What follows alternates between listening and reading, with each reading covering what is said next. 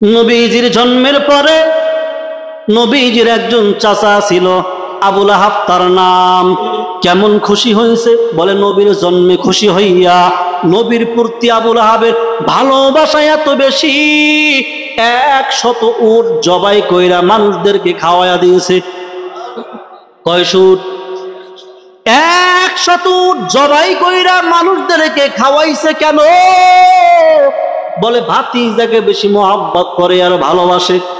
এত মহব্বত, এত ভালোবাসা ওই ভাতিজার প্রতি, ওই ভাতিজাকে এত বেশি মহব্বত করলো। আবুল আহাবের একজন দাসী ছিল, ওই দাসী দৌড়ায় আবুল আহাবের ঘরের ভিতরে প্রবেশ করলো। আবুল আহাবের ঘরের ভিতরে গিয়া আবুল আহাবকে ডেকে বলতেছেন, মালিক আমার, মুনিব আমার, দারুণ একটা সুসংবাদ নিয়ে আপনার ঘরে হাজির হয়েছি। আবুল আহাব বলে, ও দাসী সুরাইবা, বলো কি সুসংবাদ তুমি আমারে শুনাইবা? আবুল আহাবের দাসী ডেকে বলে, আপনার ভাই আব্দুল্লাহর ঘরে ফুটন্ত গোলাপের মতো এক সন্তান জন্মগ্রহণ করেছে, যেই সন্তানের চেহারার আলোতে গোটা অন্ধকার জগৎটাই আলোকিত হয়ে গেছে। এমন এক সুসংবাদ দাসী সুরাইবা আবুল আহাবকে শোনাবার পর আবুল আহাব কি পরিমাণ খুশি হয়েছে। আবুল আহাব খুশি হইয়া ওই দাসীকে ডাক দিয়া বলতেছেন, ও দাসী আমার শোনো, বহুদিন পর্যন্ত আমার দাসী হয়ে তুমি আমার ঘরে আসো, তুমি আমার গোলাম, তোমাকে আমি অর্থের বিনিময়ে খরিদ করে নিয়েছি, এমন একটা সুসংবাদ দিয়েছো, আমার ভাতিজা মুহাম্মাদের জন্মে আমি আবুল আহাব এত বেশি খুশি হয়ে গেলাম, আমার ভাতিজাকে আমি এত বেশি ভালোবাসি আর মহব্বত করি, আমার ভাতিজার জন্মে খুশি হইয়া ও দাসী শোনো, চিরদিনের জন্য তোমাকে আমার দাসত্বের জীবন থেকে তোমাকে আমি মুক্ত বানায়া দিলাম। আমার কথা বুঝে থাকলে একটু বলুন তো, নবীর জন্মে আবুল আহাব খুশি কি কম হয়েছে নাকি বেশি?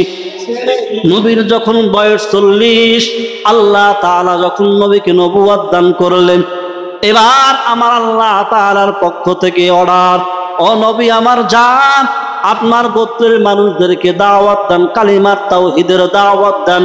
এতদিন যারা আপনাকে ভালোবাসতে আর মহব্বত করছে, কেমন ভালোবাসছে বলে, নবীকে ভালোবাসি আর মহব্বত করিয়া নবীর প্রতি এত বিশ্বাস, নবীকে উপাধি দিয়েছে আল আমিন। এটা আপনারা শুনছেন কিনা? কথা বলেন না কেন? নবীকে উপাধি দিয়েছে আল আমিন। নবীর এই আল আমিন উপাধি কোন মুসলমান দেয় নাই, কোন ইমানদার দেয় নাই, আবু বকর উসমান দেয় নাই। নবীর এই উপাধি দিয়েছে মক্কার বেঈমান বেদিনেরা। নবীকে আল আমিন উপাধি দিল, এত ভালোবাসা, এত মহব্বত, এত বিশ্বাস। এবার আমার আল্লাহ তাআলার অর্ডার, পয়গম্বর এবার আপনার গোত্রের মানুষদের কাছে যান আর তাদেরকে সিরাতের দাওয়াত দেন।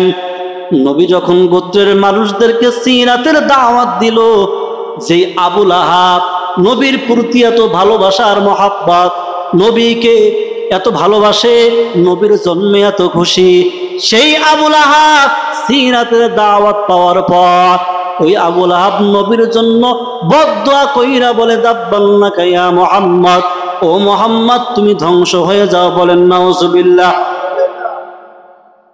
যে আবুল আহাব নবীকে এত ভালোবাসলো, এত মহব্বত করলো, যেই নবীর মহব্বতে দাসীকে আজাদ কইরা দিল, যেই নবীর, যেই ভাতিজার ভালোবাসায় 100 উট জবাই কইরা মানুষদেরকে খাওয়াইলো, ভালোবাসায় কোনো কমতি ছিল না। এখন আপনারা বলেন তো, জানা থাকলে একটু জবানটা নাড়ায়া বলেন, ওই আবুল আহাব কি জান্নাতি নাকি জাহান্নামী? কেন, ভালোবাসায় কোনো কমতি ছিল? হ্যাঁ, ভালোবাসায় কোনো কমতি ছিল?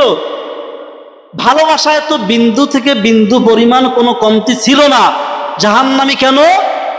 নবীর সিরাত মানে নাই, নবীকে অনুসরণ অনুকরণ করেন। তাহলে যারা বলে শুধু নবীকে ভালোবাসি কিন্তু গোটা জিন্দিগিতে নবীর কোনো অনুকরণ নাই, অনুসরণ নাই, তাদের অবস্থা কি হবে? আবু লাহাবও তো ভালোবাসছিল কিন্তু জাহান্নামে, সিরাত মানে নাই।